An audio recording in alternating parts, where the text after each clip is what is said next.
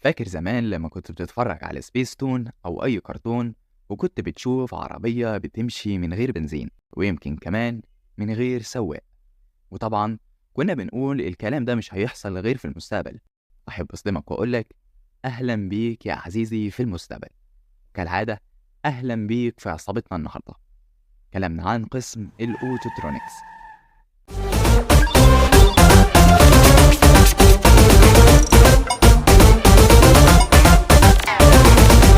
في البداية سمعت عن عربية الجولف الكهربائية اللي تم صنعها من الصفر تحت إيد طلاب قسم الأوتوترونكس الفرقة التانية في جامعة مصر التكنولوجية الدولية. والله ما تتصدمش، الفرقة التانية وبفضل الله قدروا يعملوا سيارة كاملة، تصميم وتنفيذ وكل شيء، بل إن سعرها اقتصادي كمان. والنتيجة إنها أخذت مركز أول في المعرض العلمي على مستوى جميع الكليات التكنولوجية، واللي بالمناسبة تم تجربتها وقيادتها عبر مجموعة من وزراء مصر، على رأسهم دكتور أيمن عاشور وزير التعليم العالي في مصر. تعالى يا صديقي بقى نجيبها من تحت خالص ونقول إيه هو الأوتوترونكس ده أصلا. الأوتوترونكس ده بكل بساطة يبقى خلاط. أيوة كده، تخيل معايا نجيب خلاط كبير ونحط فيه الآتي: هندسة كهربائية وميكانيكية وإلكترونيات. وعشان نكون محددين أكتر، هي مش إلكترونيات زي ما أنت فاكر، بل هي إلكترونيات خاصة بالسيارات. طبعا يا صديقي عارفك متسرع وكتير السؤال، وهتقول لي الله، تطلع الإلكترونيات خاصة بالسيارات دي؟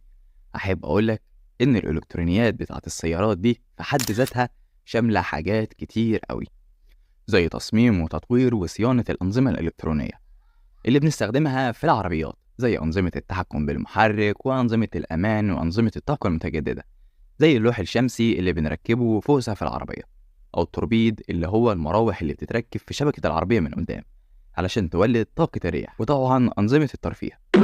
شافك يا صديقي عينك لمعت وفرحت لما سمعت كلمة أنظمة الترفيه. وأيوة يا صديقي، التكنولوجي هي اللي جت في دماغك. عندك بقى الباك فاير والساوند سيستم واللايت سيستم وحاجات تانية كتير جدا في الترفيه. وبكده يا صديقي انت عرفت قسم الاوتوترونكس ده عبارة عن ايه. وزي ما انت عارف اي علم بيبقى ليه اساس، والاوتوترونكس ليها شوية اساسيات لازم تكون عارفها. ما يصحش يعني تكون من جنج التكنولوجيين وما تعرفش الحاجات البيزكس دي. هي زي الهندسة الميكانيكية والهندسة الكهربائية وبرمجة الأنظمة المدمجة. مالك يا صديقي تنحت كده ليه في آخر واحدة؟ شكلك ما حطيتش إيدك على الزتونة. طب بص، برمجة الأنظمة المدمجة دي هي إنك بتتحكم بوحدات التحكم الإلكتروني وأنظمة البرمجة اللي بتشغل الأنظمة الإلكترونية.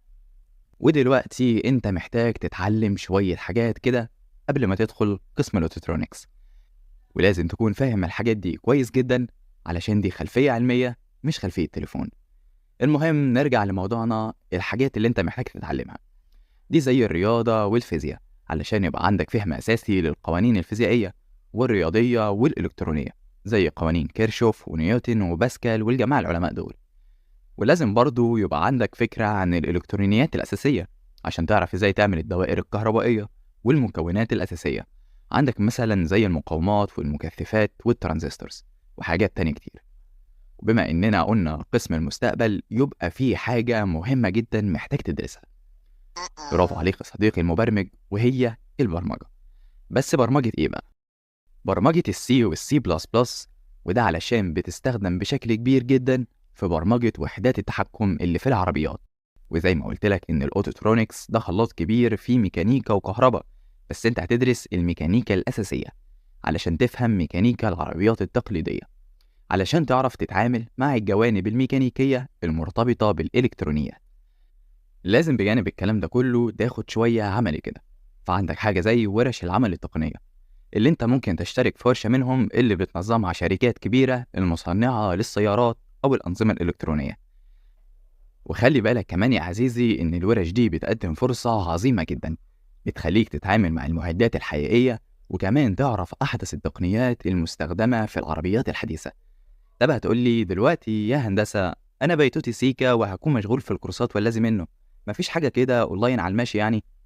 يا صديقي زي ما قلت لك إحنا في زمن الإنترنت والتكنولوجيا، أكيد في حاجات كتيرة ومنصات تعليم أكتر زي كورسيرا ويوديمي وإيدكس ودي منصات بتقدم دورات في أنظمة السيارات الحديثة والذكية، وطبعا شوية برمجة على تحكم إلكتروني على الماشي كده يعني. طب لو انت بقى دحيح وليك في قراية الكتب، أرشح لك كتب Automotive Electronics Handbook و Understanding Automotive Electronics. ولما نيجي نتكلم عن الورش، ما ينفعش يفوتنا الورش المجهزة خصيصا في الكليات التكنولوجية، اللي مزودة بأحدث الأجهزة والتقنيات اللي هتساعدك واللي هتساعد أي طالب يقدر يفكر ويصمم وينفذ، بل إنه يقدر يعمل مجسمات لشغل ونماذج صغيرة، ومنها يقوم بمشروعه الخاص.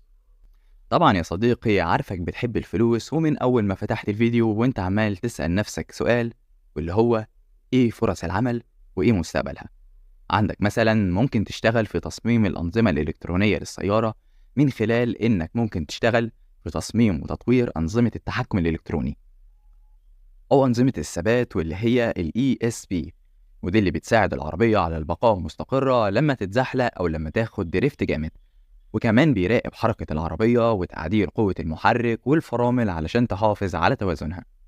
وعندك برضو ال ABS، اللي هي بكل بساطة فرامل بتساعد على منع التزحلق، وكمان بتمنع الأنظمة دي انغلاق العجلات عند الفرملة القوية، وده اللي بيخليها بتساعد في الحفاظ إن العربية تفضل متوازنة. ونيجي بقى لأهم حاجة، وهي الحماية كلها، اللي هي أنظمة الوسائد الهوائية أو الإيرباك سيستمز. وتقدر كمان تشتغل في تطوير السيارات الكهربائية والهجينة، لأن المجال ده يا صديقي من الآخر عايز ناس دماغها كرييتيف زيك كده. لا بقى ركز معايا هنا، ما كانتش مداعبة يا عزيزي، أنا بتكلم بجد. لأن خلي بالك، أنت ممكن تطور أنظمة المحركات الكهربائية، البطاريات، وأنظمة الشحن. وعندك برضو شركات ومصانع عملاقة بتعتمد بشكل أساسي على مهندسين الأوتوترونكس زي نيسان وتسلا وليف. طب لو أنت عايز تبقى حر وتشتغل مع نفسك من غير قيود، فأنت تقدر تشتغل في الصيانة والتشغيل مع زيادة تعقيد الأنظمة الإلكترونية في العربيات الحديثة، لأن مراكز الصيانة بتحتاج بشكل أساسي لمتخصصين في تشخيص الأعطال الإلكترونية. وممكن تكون الفرصة دي متاحة في مراكز صيانة وشركات كبيرة جدا زي تويوتا وفورد. بص يا صديقي، من الآخر الزمن اللي احنا فيه ده بقى فيه فرص كتير جدا للتطور في مجال التكنولوجيا والأوتوترونكس، وكمان مستقبل هندسة الأوتوترونكس بقى مليان بالفرص والتطورات الكبيرة جدا، وده بسبب التقدم السريع في تكنولوجيا السيارات الكهربائية. المهم بس ازاي انت تقدر تستخدم التقنية والتكنولوجيا وعقلك ده استخدام صح. يا تستعمل الحاجات دي صح وتفيد وتسهل الدنيا على البشرية، يا تستخدمها غلط ومنها ممكن تخترع حاجة تخلي العالم وتدمره. وده زي ما قلنا في فيديو الميكاترونكس. طبعا انا عارفك كائن فضولي وهتقولي ايه هو الميكاترونكس ده يا هندسة.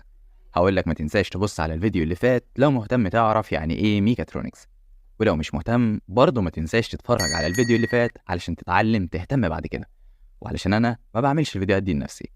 واشوفك على خير يا صديقي التكنولوجي، والسلام عليكم.